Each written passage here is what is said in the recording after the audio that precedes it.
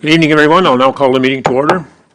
We appreciate your attendance, and without further ado, we'll get right into the agenda here. So, if we have any disclosures of pecuniary interest or general nature thereof of anyone regarding any of the items on the agenda this evening? Seeing none.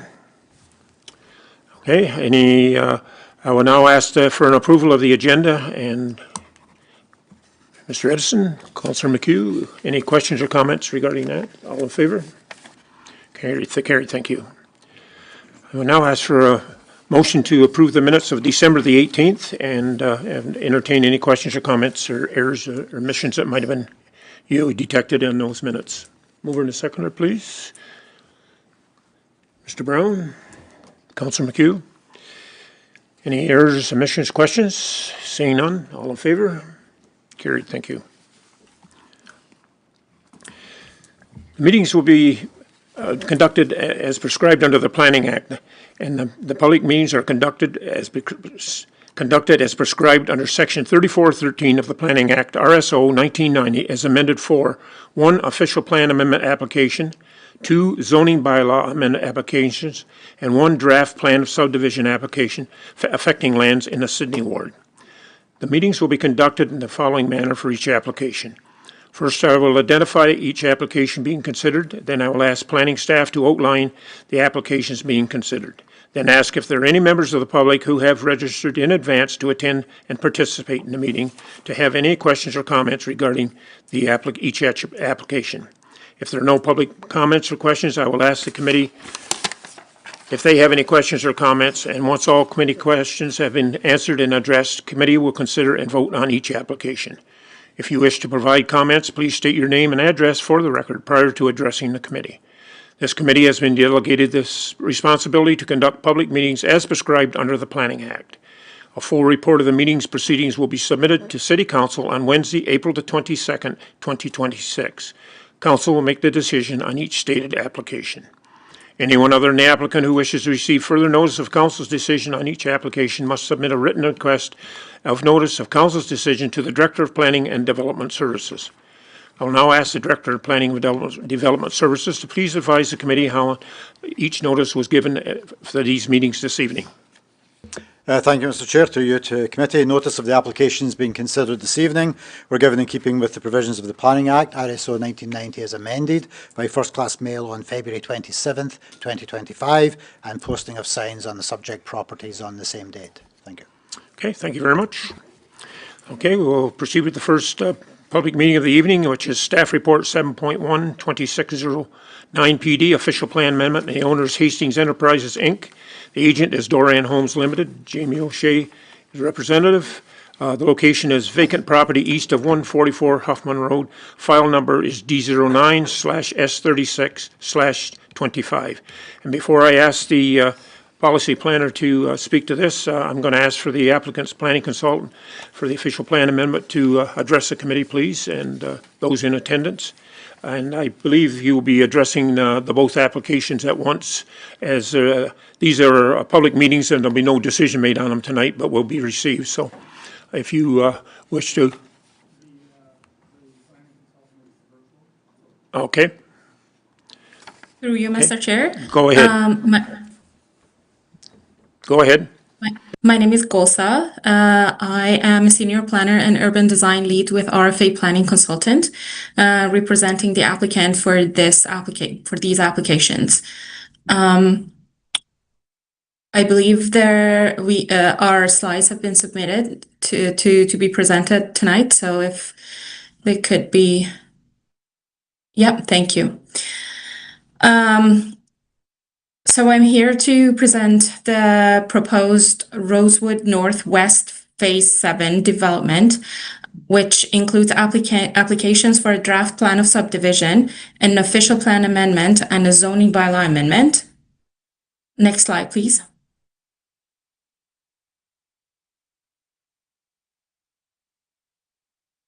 The subject lands are located at Huffman Road and Glen Ross Road in the Frankfort area and have a total area of approximately 21.2 hectares. The surrounding contexts include agricultural and rural residential uses to the north and west, and a mix of urban and rural residential uses to the south and west, to the south and east. From a planning perspective, the lands are currently designated rural and urban within the official plan and zoned RU and R2 and R3 in the zoning bylaw. This reflects the transitional nature of the site as it sits at the edge of the existing settlement area and represents a logical location for future growth. Next slide, please. This slide shows Phase 7 of the subdivision, which is the portion currently being advanced for draft plan approval. Phase 7 includes 8 residential units consisting of 48 single detached dwellings and 32 townhouse units, as well as stormwater management facility. The phase connects to Glen Ross Road and Cedarwood Street and is designed to integrate with the existing neighborhood. Phase 7 is located within the Frankfort urban service area and can be supported by available municipal servicing infrastructure. Next slide, please. This slide provides an overview of the broader subdivision concept. In total, the development will include approximately 286 residential units across multiple phases, including a mix of single detached and townhouse units. The development achieves a density of approximately 25 units per net hectare, which is appropriate for this context. The road network follows a grid-like pattern to promote connectivity with multiple access points and future connections to the surrounding road network. The plan also includes parkland dedication and will be fully serviced by municipal water and wastewater infrastructure. Next slide, please. The subject lands are identified within the city's long-term servicing strategy for the Frankfort area. Planned upgrades to water and wastewater infrastructure have either been completed or on their way or are scheduled to being starting in 2026. So the lands are also within the full urban build-out area for Frankfort, confirming that they are intended to accommodate future residential growth. Next slide, please.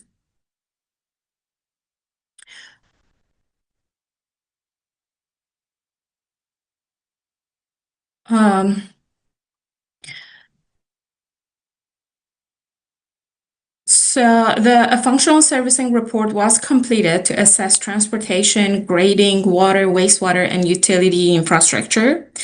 The analysis confirmed that Phase 7 can be supported by existing servicing system. For the broader development, planned upgrades, including improvements to the Trent Street pumping station and sanitary network, will support future phases. Next slide, please.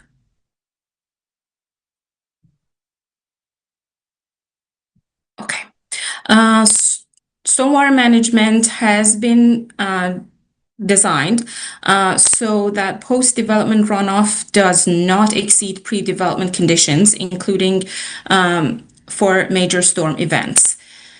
The system provides enhanced water quality treatment and incorporates climate change considerations in accordance with municipal and provincial standards. Next slide, please.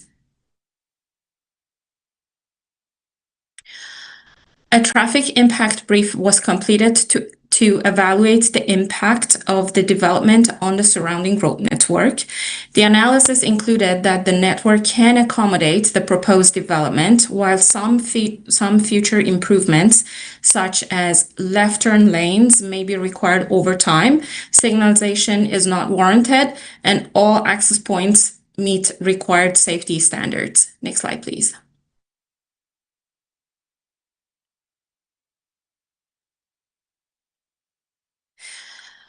Hydrogeological assessment was completed to evaluate evaluate groundwater conditions and potential impacts. The findings indicate that the proposed development will not result in significant impacts to groundwater resources, and that sufficient groundwater supply will remain available for surrounding users. Next slide. Environmental studies identified an unevaluated wetland and one retainable butternut tree on the site. Appropriate setbacks and mitigation measures have been incorporated into the design, including a 30-meter wetland buffer and a 21-meter butternut tree protection zone. These measures ensure that natural features are appropriately protected. Next slide, please. An official plan amendment is required as plans of subdivision are not permitted within the rural designation. The amendment proposes to redesignate the land to permit urban residential development and to expand the Frankfurt urban service area. While Phase 7 is already within the urban service area, the amendment applies to the broader lands to enable future phases to proceed in a comprehensive manner. Next slide, please. A zoning bylaw amendment is also required to implement the proposed development.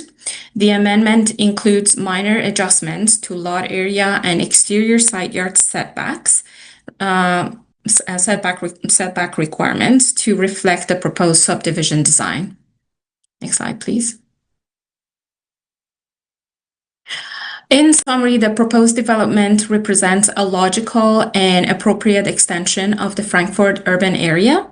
It is supported by comprehensive technical studies, aligns with the city's long-term servicing strategy, and represents an efficient use of land within a planned growth area. The applications are consistent with the provincial planning statement, generally conform to the City of Quinte West official plan, and represent good planning. Thank you so much for listening, and I'd be happy to answer any questions. Okay, thank you very much for your presentation. We will be, for the committee's information, we'll be dealing with each one of these separately. So I'm going to ask Davina now to report on staff report 26-009 PD, and then the committee will deal with that and entertain any questions from the audience. So the floor is yours, Davina, please.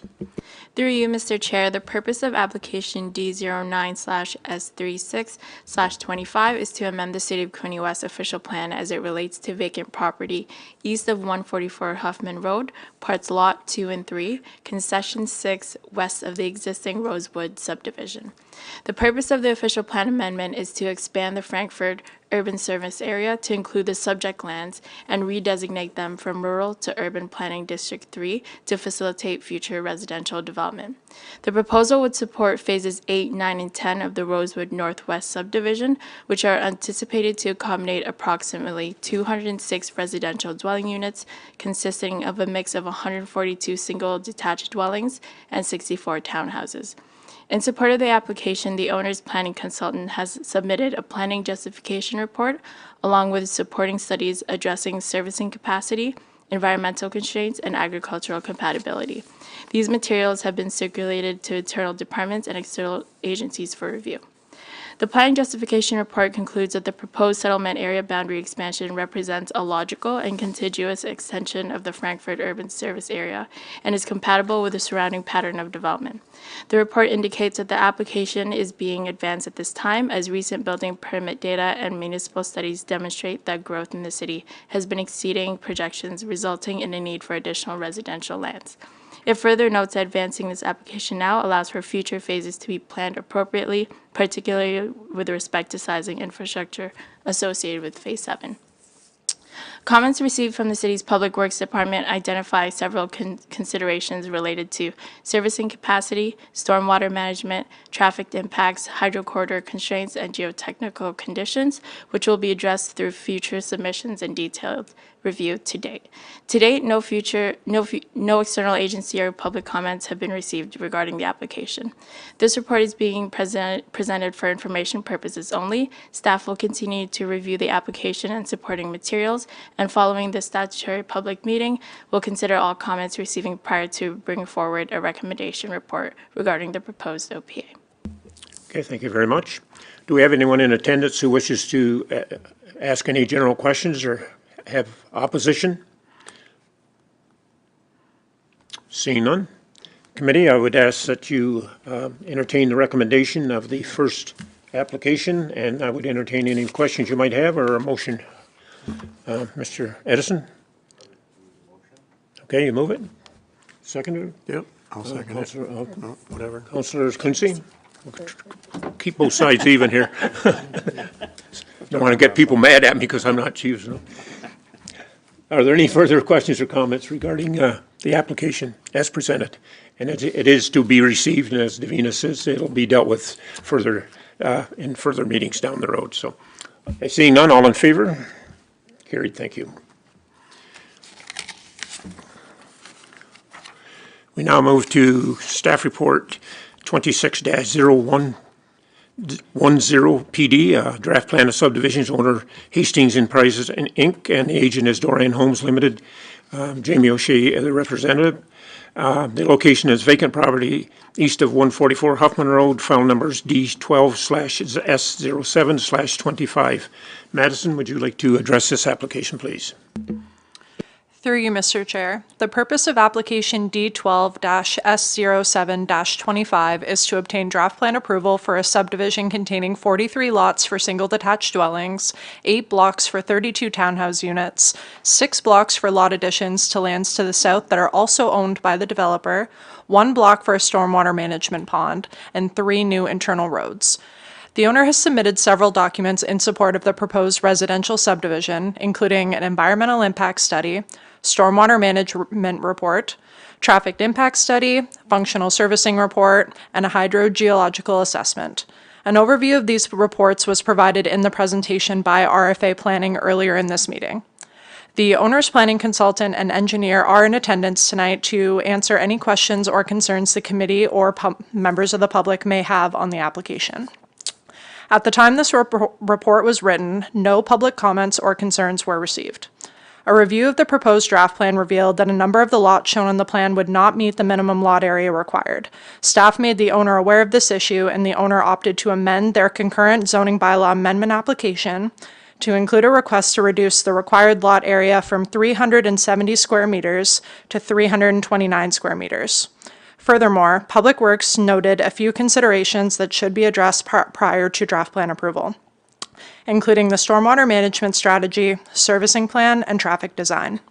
Once these items have been addressed, staff will undertake an updated review of the proposal, supporting materials, and public and committee input to formulate a recommendation which will come back to this committee at a later date. It should be noted that due to the minor nature of the proposed changes, staff would not recirculate the proposal at that time. Thank you. Okay, thank you very much. Do we have anyone in attendance who wishes to entertain any questions, comments, or in regards to this application? Okay, seeing none, committee, I would ask you would entertain the recommendation as to be received, and would entertain a motion. Any questions? Councilor McHugh moves. Mr. Brown, seconds. Any questions or comments? Okay, Councilor Quinte. I just have one question for the staff.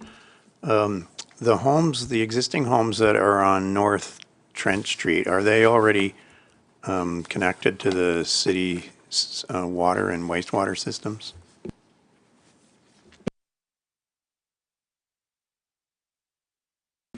Through Mr. Chair, so the ones to the south would be, because they're within the urban area.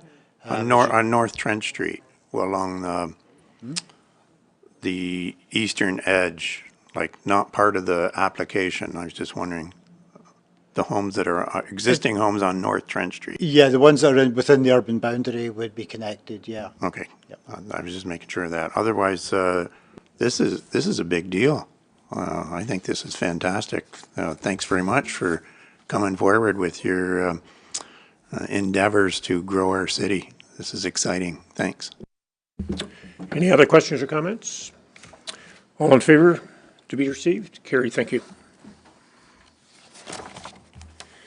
We now move to item 7.3, staff report 260-011 PD, zoning bylaw amendment application. The owners Hastings Enterprises Inc., agents Doran Homes Limited, Jamie O'Shea rep.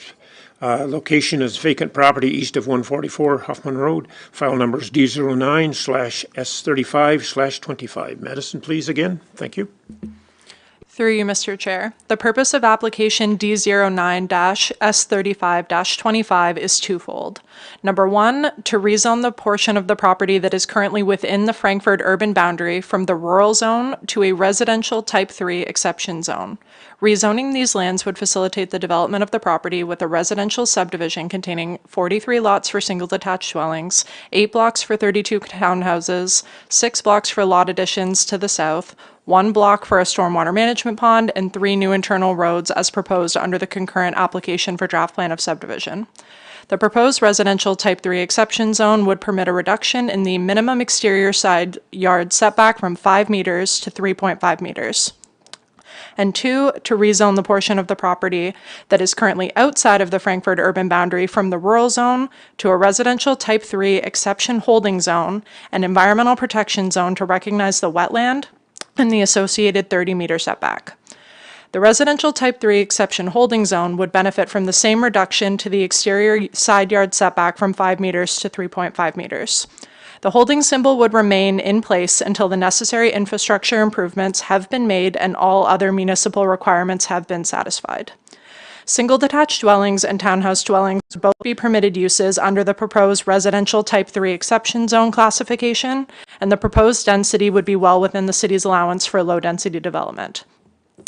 As previously mentioned in the public meeting for the draft plan of subdivision, the property owner amended their zoning bylaw amendment application to include a request to reduce the minimum lot area from 370 square meters to 329 square meters, which is based on the smallest lot size shown on the updated draft plan. At the time this report was written, no public comments or concerns were received. Once the considerations related to the draft plan have been addressed, staff will undertake an updated review of the proposal, supporting materials, and public and committee input to formulate a recommendation. This will come back to the committee at a later date, and as previously noted, staff will not recirculate the proposal at that time as the proposed changes would be minor in nature. Thank you very much, Madison. Do we have anyone in attendance who wishes to address this application? Have any general questions, comments, objections? Okay, seeing none. Thank you very much. Committee, I would ask your intentions to consider the recommendation to be received. Councillor I'll Quinte make the moves it. motion. Councillor Kosovas, second. Any further questions of the committee? Seeing none, all in favor? Carried, thank you.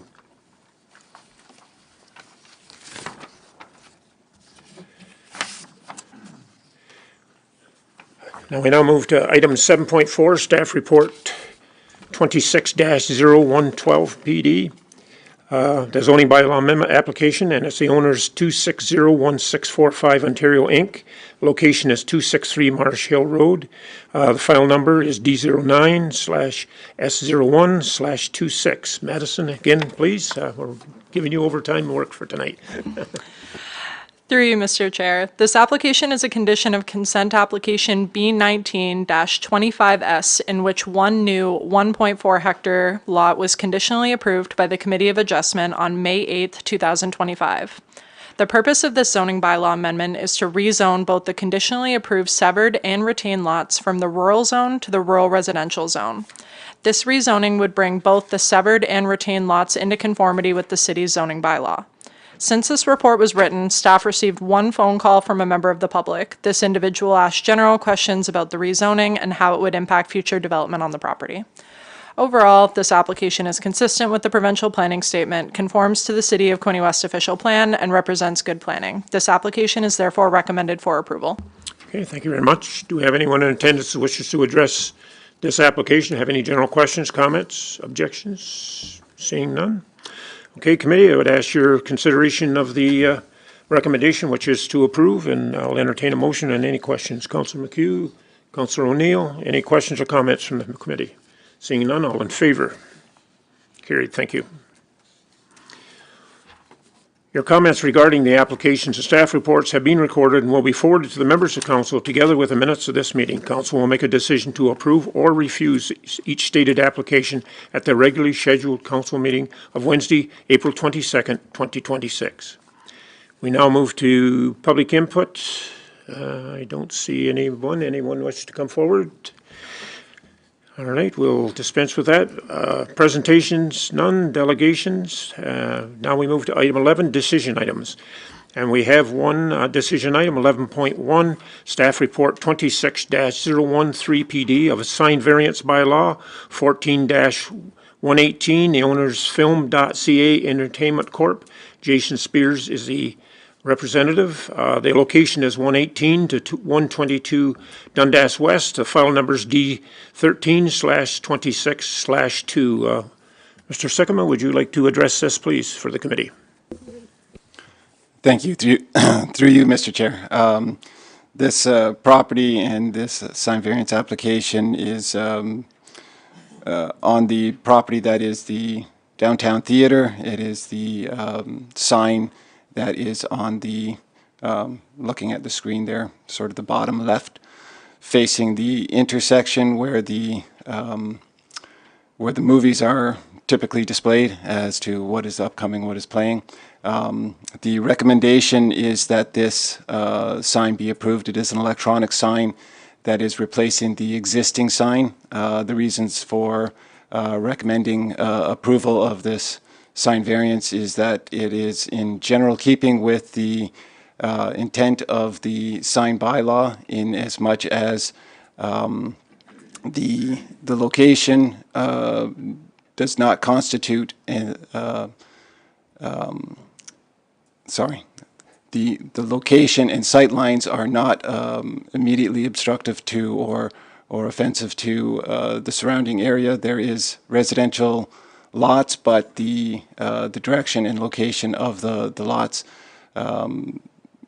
in general does not constitute an issue in the opinion of the staff. And the items that are typically noted from the committee as to what would be expected from electronic signs has already been proposed in limiting the nighttime use. The applicant has proposed to turn the sign off at 1 o'clock in the morning after the movie goers have left the area, and not turn it on again until after 7 in the morning. The other contradiction to the sign bylaw is the proximity to other electronic signs, and in the opinion of staff, the intent of this sign does not interfere with the other signs, in as much as a general pylon electronic sign is meant for advertising, and as discussions have gone previously, this is not an advertising sign in as much as a general electronic pylon sign. It is a sign that is already established and existing as a lit sign, and will maintain the existing exposure, and again will be reduced during the nighttime as far as the light levels go, and turned off throughout the night after 1 in the morning. Okay, thank you very much.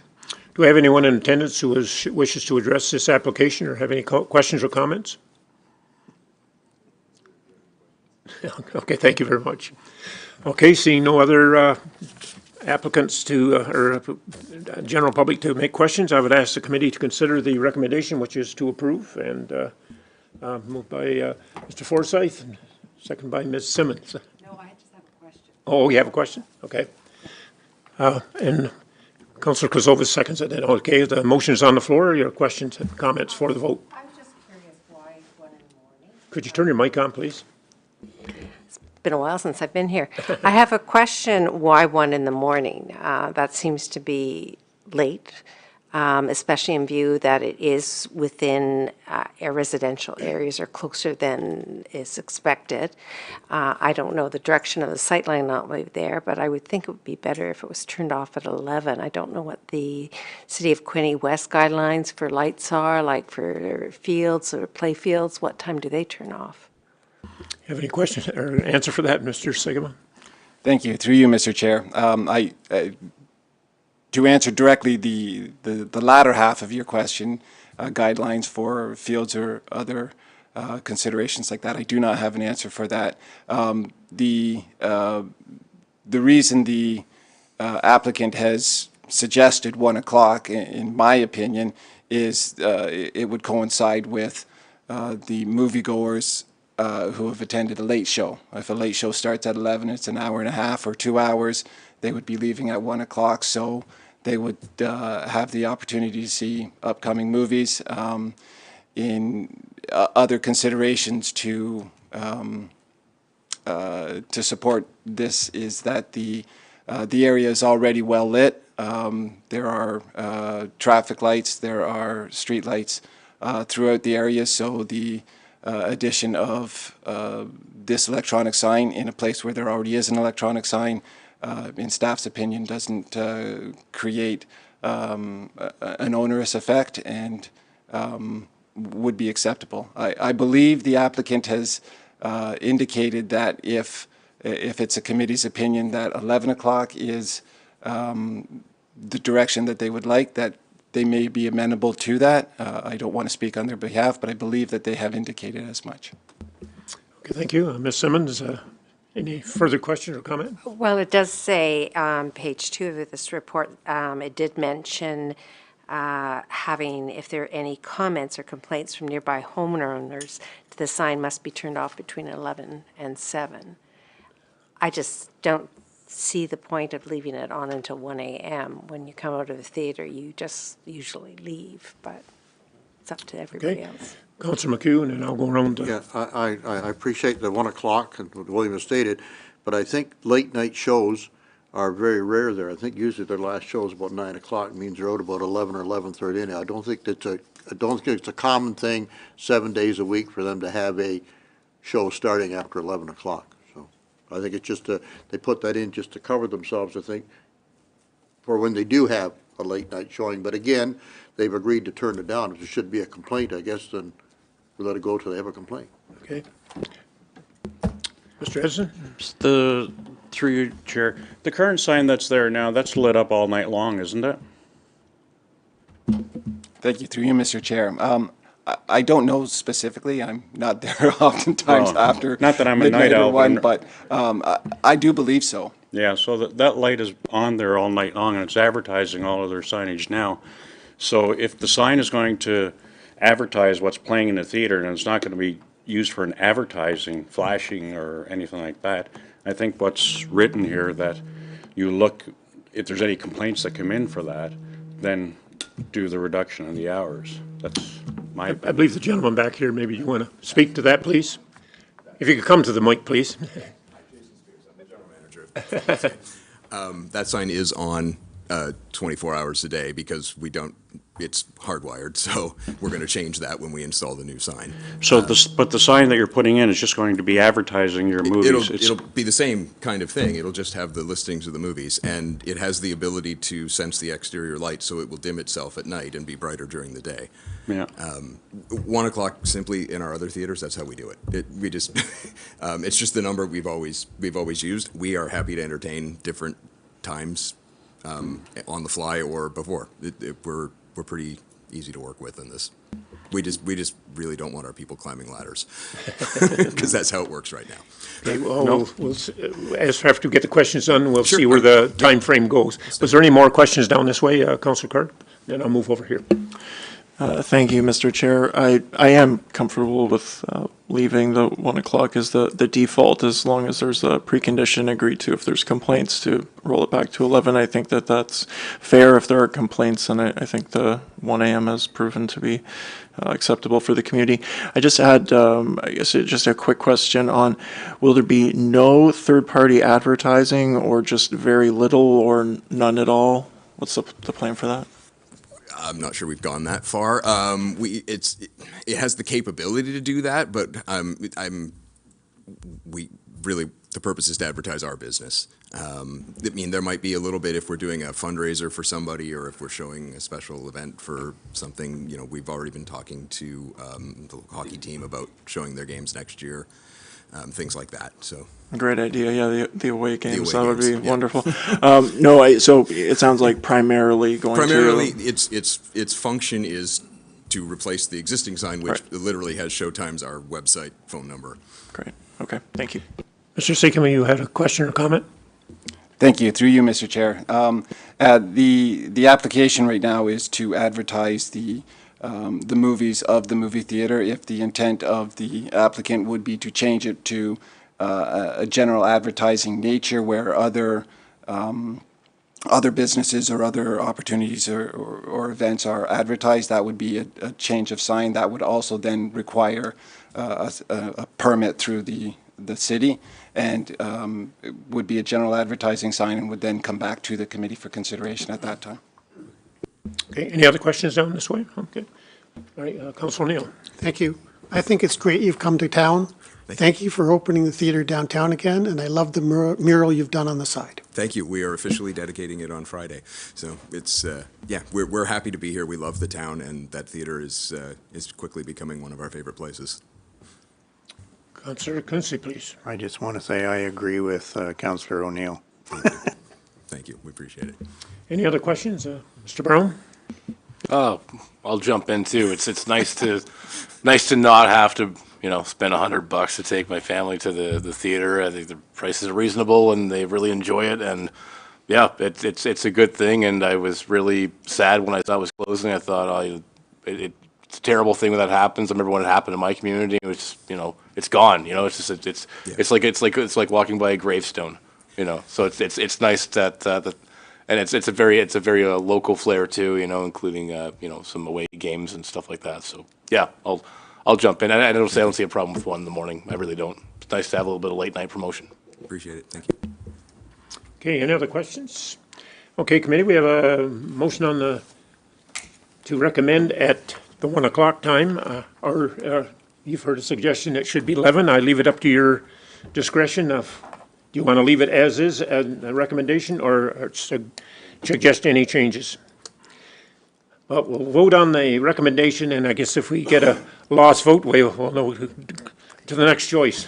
Point of information? Yes. Oh, I don't know if it is. I mean, I just suggested 11 because there's a default if there's a complaint. I thought it would be easier to have it at 11 if it wasn't necessary. So there'd be no default. But if everybody wishes, it's okay with 1 in the morning, it's fine with me. Well, I'm quite sure if there are some objections, somebody will hear about it. I'm quite sure, as usual, with some of our decisions that don't always please everybody. But anyway, it's worthwhile making the note that some people get a little aggravated by certain things, I guess. But anyway, all right. The recommendation is to approve as presented in front of you, and I would entertain a motion.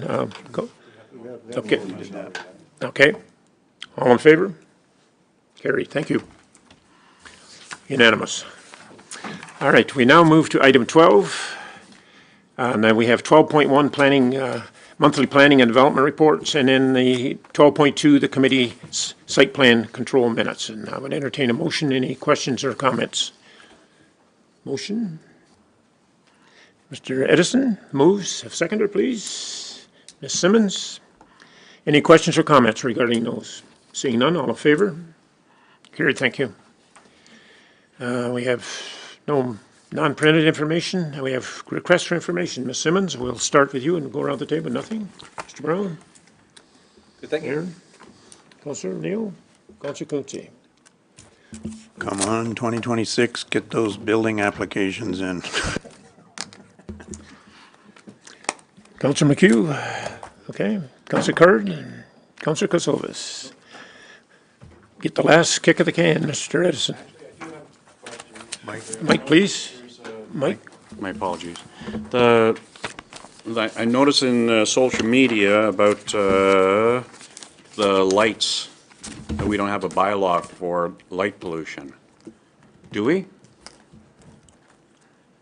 Through you, Mr. Chair, no, we don't. As far as a bylaw, enforced through bylaw enforcement, the way that we would normally be able to, or the tool that we would have to enforce lighting or excessive lighting, would be through a site plan control application. So if somebody's doing a new commercial, usually it's a commercial situation, we would be able to control the location of lighting within the site, parking area, the shielding of the lights and the dimming of them, but I know the situation that you're referring to.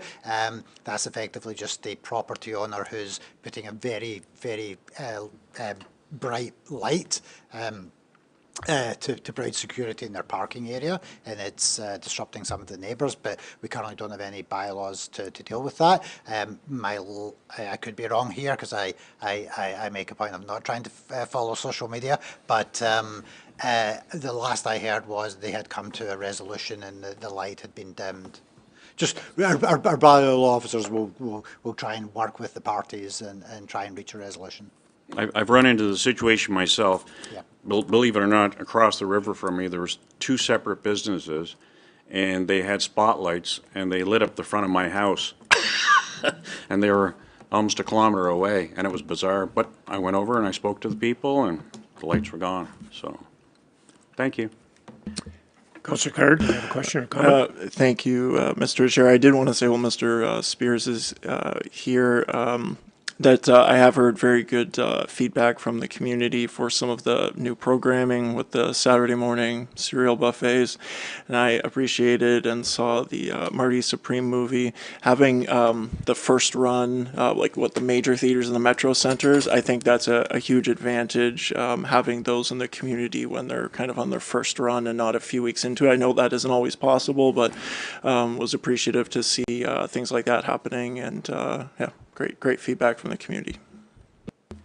Okay, thank you. Any other questions or comments? One last go at it, okay. All right, item 15 is notice of motion. I haven't seen any presented, so the next regular scheduled meeting will be Thursday, April the 16th, 2026, 6 p.m. I guess same time, same place. And other than that, I will ask for the hardest decision of the evening, adjournment. Mr. Edison, Ms. Simmons, we'll get the two in people. All in favor? Opposed? Carried. Thank you. Meeting adjourned. Thank you very much.